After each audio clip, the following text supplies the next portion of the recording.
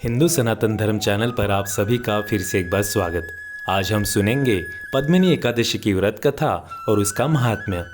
हिंदू पंचांग के अनुसार प्रत्येक 3 वर्ष के बाद अधिक मास रहता है, जिसे पुरुषोत्तम मास भी कहते हैं। यूँ तो वर्ष में 24 एकादशियाँ होती है, परंतु अधिक मास की 2 एकादशियाँ जुड़ जाने के कारण प्रति 3 वर्ष में 26 एकादशियाँ होती है। अधिक मास में परम एकादशी और पद्मिनी एकादशी का व्रत रखे जाने का बहुत महत्व है। पद्मिनी एकादशी ये पर्व हर वर्ष सावन मास के शुक्ल पक्ष की एकादशी तिथि को मनाया जाता है। सनातन धर्म में एकादशी तिथि का विशेष महत्व है। इस दिन चराचर के संचालक भगवान विष्णु और धन की अधिष्ठात्री माँ लक्ष्मी की विधि विधान से पूजा की जाती है। साथ ही एकादशी का व्रत रखा जाता है। धर्मशास्त्रों में निहित है कि एकादशी व्रत करने से साधक को गोदान के समतुल्य फल प्राप्त होता है। साथ ही घर में सुख, समृद्धि, शांति और खुशहाली आती है। पद्मिनी एकादशी पर व्रत कथा के पाठ से साधक को सुख, समृद्धि और संतान की प्राप्ति होती है। तो चलिए पद्मिनी एकादशी की व्रत कथा जानते हैं। पूर्व काल में त्रैयुग के समय कृतवीर्य नाम का राजा महिष्मतीपुरी में राज्य करता था। उस राजा की 1000 परम प्रिय पत्नियां थी, परंतु उनमें से किसी को भी पुत्र नहीं था जो कि उनके राज्य कारभार को संभाल सके। देवता, पितृ, सिद्धि तथा अनेक चिकित्सकों आदि से राजा ने पुत्र प्राप्ति के लिए काफी प्रयत्न किए, लेकिन सब असफल रहे। तब राजा ने तपस्या करने का निश्चय किया। महाराज के साथ उनकी परम प्रिय रानी, जो इक्ष्वाकु वंश में उत्पन्न हुए राजा हरिश्चंद्र की पद्मिनी नाम वाली कन्या थी, राजा के साथ वन में जाने को तैयार हो गई। दोनों अपने मंत्री को राज्य कारभार सौंपकर राजसी वेश त्याग कर गंधमादन पर्वत पर तपस्या करने चले गए।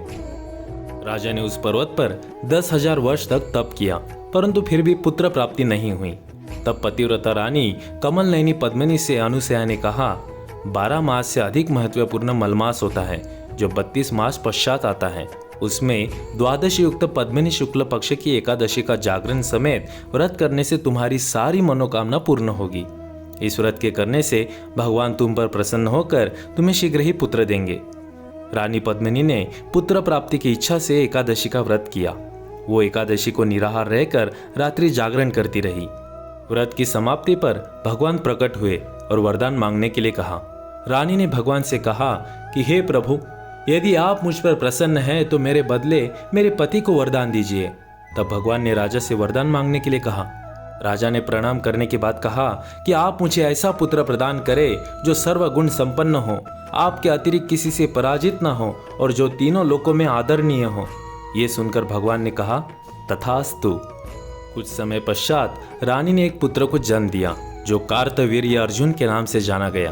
कालांतर में यह बालक अत्यंत पराक्रमी राजा हुआ, जिसने रावण को भी बंदी बना लिया था। इसकी तीनों लोकों में कीर्ति हो चली थी। बाद में इसे श्री हरि विष्णु के ही अवतार परशुराम जी ने इसका वध किया था। तो दोस्तों, ये थी पद्मिनी एकादशी की व्रत कथा। आशा करता हूँ आप सभी को वीडियो पसंद आया होगा। अगर आपको ये वीडियो अच्छा लगा हो तो अपने दोस्त और अपने परिवार के साथ शेयर कीजिए और जपते रहिए हरे कृष्ण कृष्ण कृष्ण हरे हरे, हरे राम राम राम हरे हरे। इस तरह के वीडियो देखने के लिए और भगवान के बारे में और जानने के लिए इस चैनल को सब्सक्राइब कीजिए और लाइक और शेयर कीजिए। धन्यवाद।